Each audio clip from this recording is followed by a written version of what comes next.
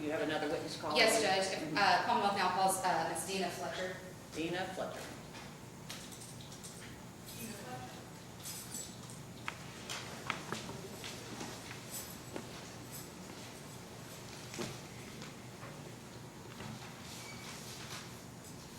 Come on in, Ms. Fletcher.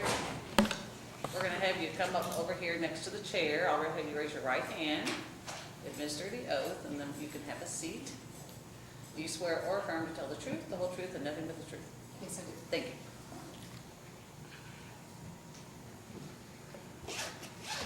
Good afternoon. Good afternoon. Could you please state your name and place of employment? My name is Dina Fletcher, and I work for the Kentucky State Police Jefferson Regional Forensic Laboratory in Louisville, Kentucky. And what's your job title? I am a Forensic Scientist Specialist 2. Okay. What does that mean?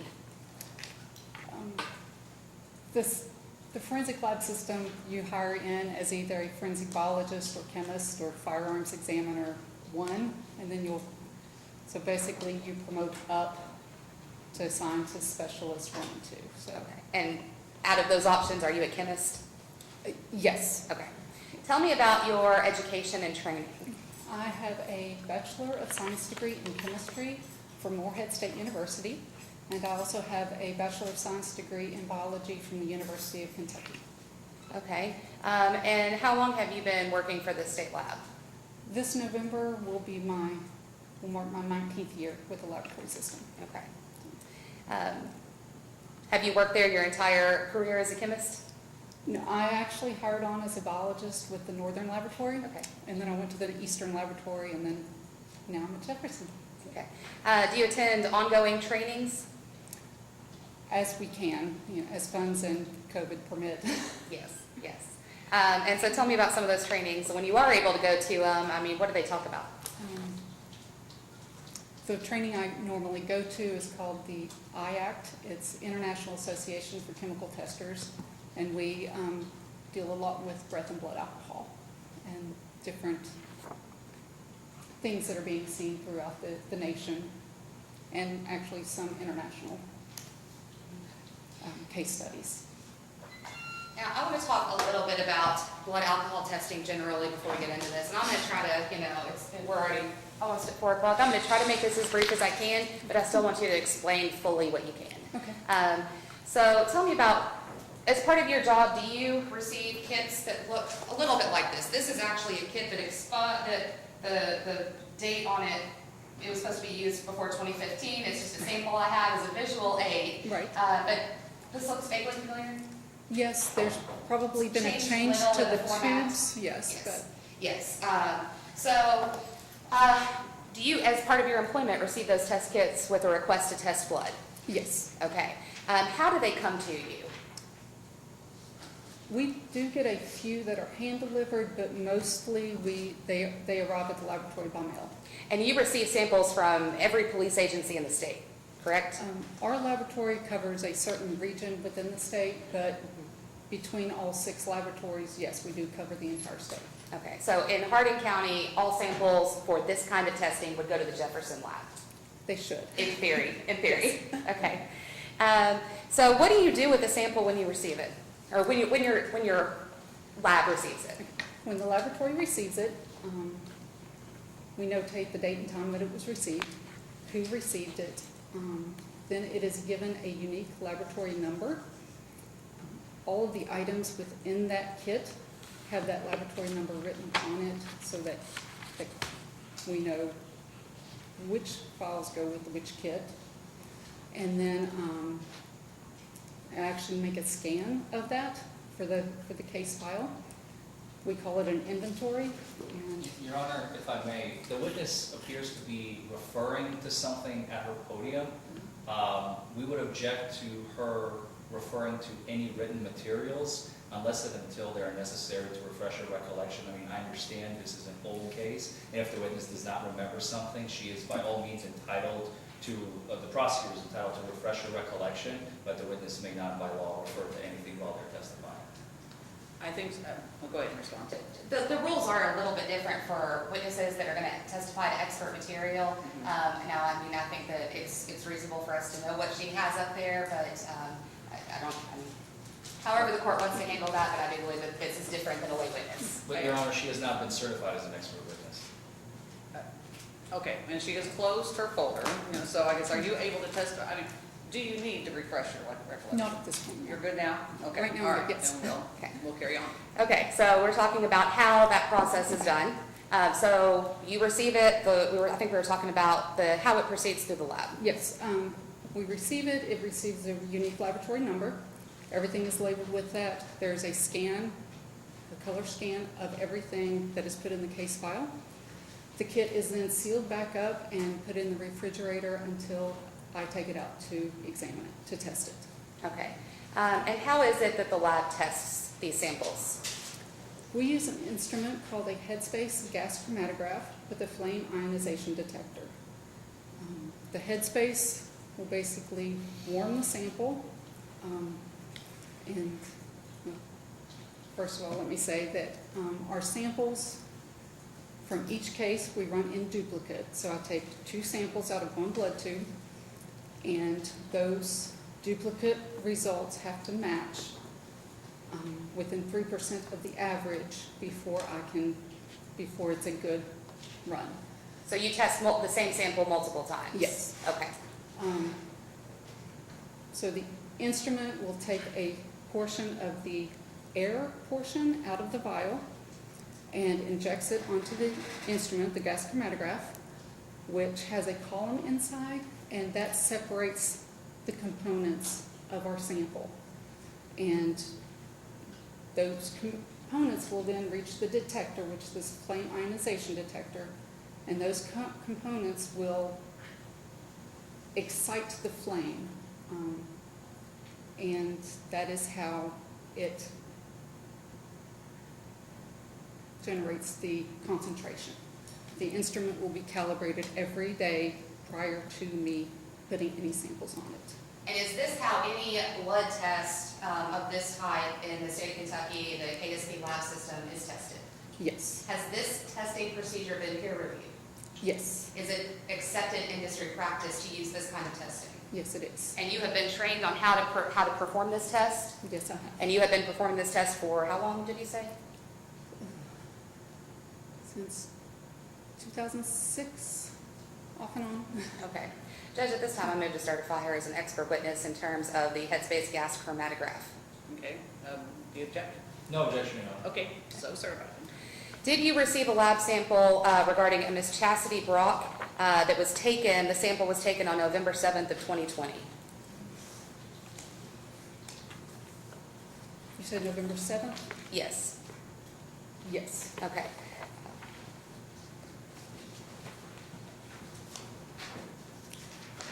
Yeah, first witness. Okay. Can you tell me what this is? This is our electronic chain of custody for laboratory number 20-J-04865, which is the laboratory number associated with Chastity and Brock. And you were assigned to be the analyst for that sample, is that correct? Yes. May I approach you, please? And you did, in fact, conduct a test of that blood sample, or tests, I guess we have established. Yes, I did. Okay. And can you tell me the content of her blood in regards to the alcohol concentration from the sample that you received? The alcohol content of blood was 0.136 grams per 100 milliliter, plus or minus 0.009 grams per 100 milliliter, at a coverage probability of 99.73%. Tell me what that means.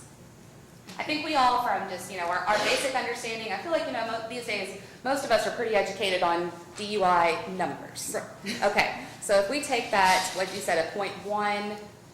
0.136. 0.136, if we take that, what you said after that? Tell me what that means in relation to the 136. Plus or minus 0.009 grams per 100 milliliter. That is called what we refer to as a measurement certainty or measurement uncertainty, whichever way you want to look at it.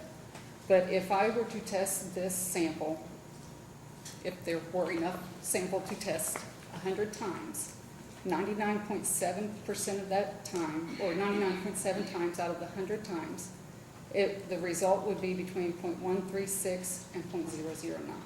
Okay. Is this the accepted way to give that test result for the industry? Yes. Okay, so any blood sample for a DUI in the state of Kentucky that is sent to the lab, this is how they produce the number? Yes. Okay. Judge, I'm going to introduce both the lab reports and the chain of custody collectively as exhibit 3. No, Judge. Thank you.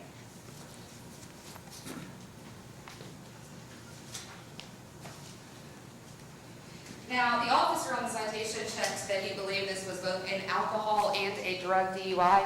Was the sample forwarded for any further drug testing? No, it was not. And why is that?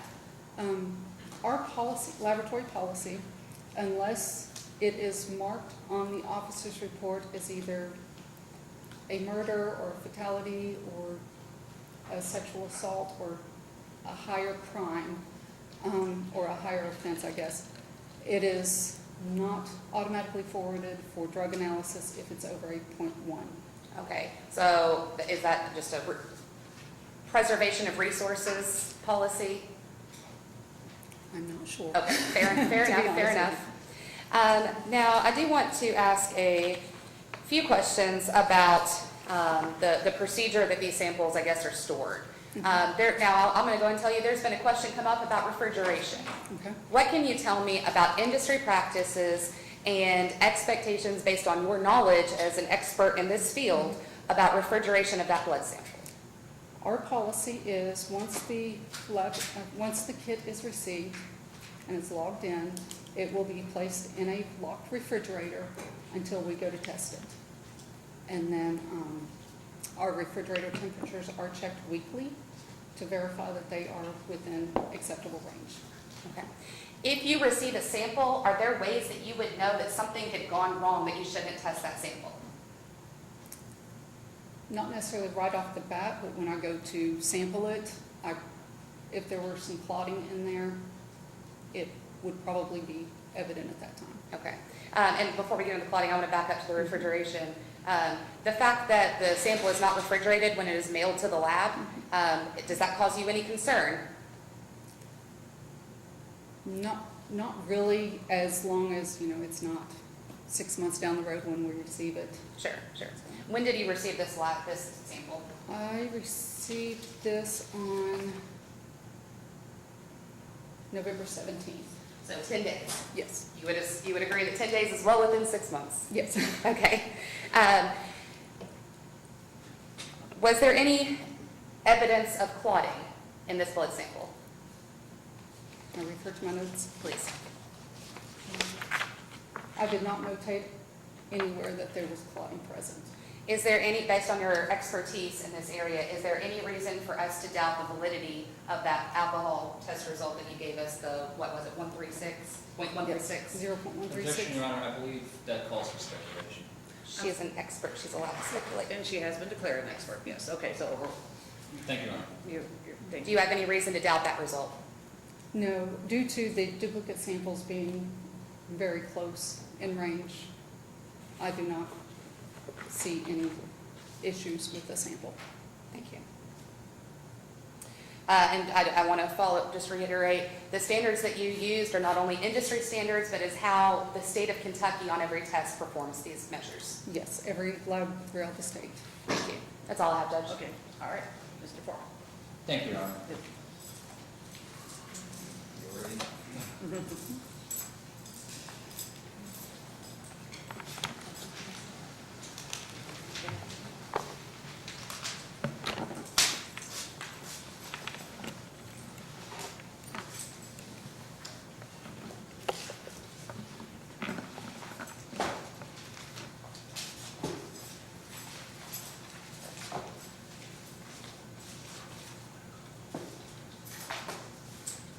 All right. Ms. Fletcher, good afternoon. Good afternoon. I just have some follow-up questions for you, Okay. okay?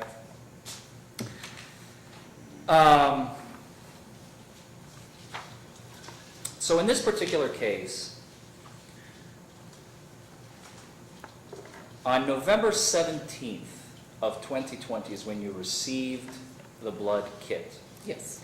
Do you personally receive it, or does the lab receive it? This one was received by our evidence custodian, Megan Spellings.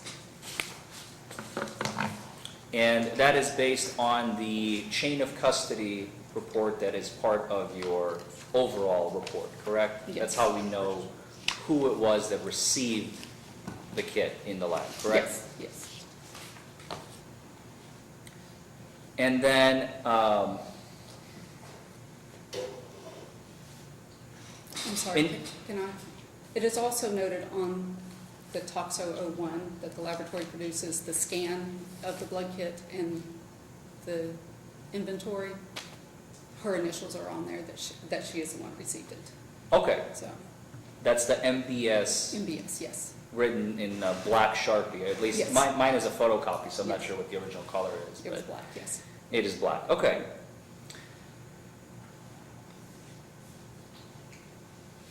Now let's talk about your role, okay? Now, according to the chain of custody, upon the kit's arrival, the blood kit's arrival at the lab, Yes. the Louisville lab, right? It was placed in refrigeration, in storage, right?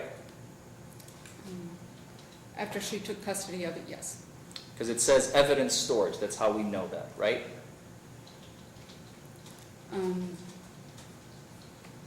Yes. Or, Is that refrigeration? Because I don't see the word refrigerate, I'm assuming, but could you please clarify for the ladies and gentlemen of the jury, if you know based on reading the chain of custody? okay, so 11/17/20, it says received by analyst. If you look at location person. And then 11/17/20 at 12:41, Megan Spellings. So that's when she, 12:37 is probably, if I understand this correctly, that is when she created the laboratory number. And then 12:41 is when she scanned it to her custody. And then put it in the refrigerator. Okay. And then you are next on that list on December 11th, is that correct? Yes. So just shy of a month. Dina Fletcher, it just says analyst, custody of analyst, Dina Fletcher. There are no additional notes, is that correct? Yes. But based on other supplemental reports in this case, we know that the purpose of you mentioning that it is now within your chain of custody is because you were going to perform the gas chromatography testing on the blood vial, correct? Yes, it is. How many vials were in that kit? In that kit, Yes. there were 2 gray vacuum tubes and 1 lavender vacuum tube. Do you remember performing the tests on those 3 particular tubes? Personally? This was 2 years ago. I know I tested a gray tube, because that is our standard practice. I will test a gray tube if there is enough blood present. How many tests have you performed since December 11th of 2020? I'm not sure, to be honest with you. Hundreds, thousands, tens of thousands? At least hundreds. Yes. How many tests do you perform per day? I usually run once or twice a month, and I try to keep it to 20 to 30 kits at a time. So that would be 20 kits times 2 vials. So it would be 40 vials, 40 to 60 vials 40 to 60 vials per day. Is that what you're saying? when I run, When you run? which is maybe once or twice a month. Gotcha. So you don't run every day? I do not run blood alcohol analysis every day, no. Okay. Part of the report that, I'm not a chemist, okay, I'm going to say that right now. So a lot of this is not something that I do on a daily basis. But I want you to help me out here. And if you say you have the report in front of you, Your Honor, if I may have my computer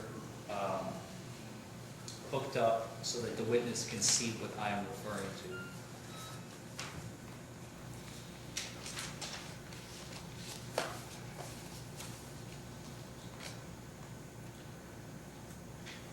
Does this look familiar? Is this part of your report? The Kentucky State Police, Jefferson. Can you see that on the screen, ma'am? If you need to step up If closer. you can't, you're more than welcome to It's stand in up. an awkward position for you. Yeah, Yes. it's a little odd. Mhm. Okay, yes. Does that look familiar? Yes.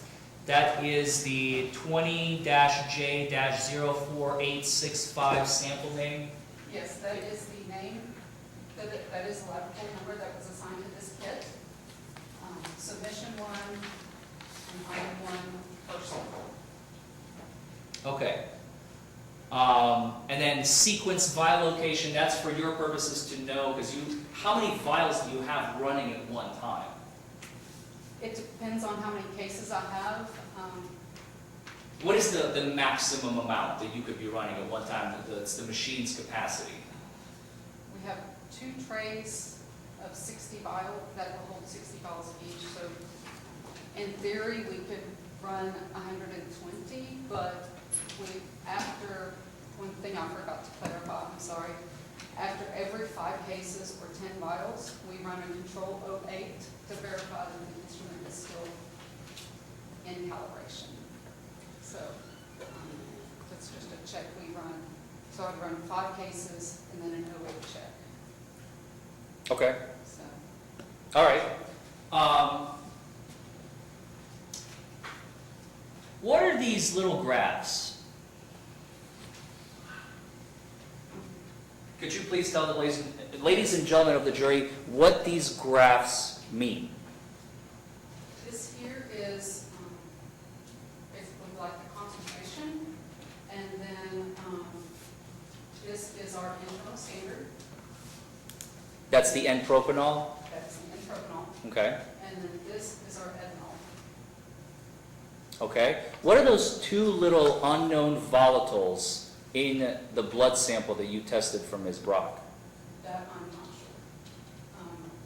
We do check other volatile components, such as methanol, acetone, and isopropyl alcohol, but those would be way too small to be reported. So they are not methanol or acetal or isopropanol, correct? The 3 that you mentioned. Sorry, I'm trying to catch all 3 of them. I do not believe so. I would have to check the retention times of those others, and I don't have that with me. So those retention times do not match anything that you have ever seen before. Would that be a fair statement? That I'm not sure. I would have to check my calibration packet to, Please do. it's not up here. Yeah, please take your time, have a seat, and tell us when you find it. It's not up here. It's not in here? No, I don't have it with me.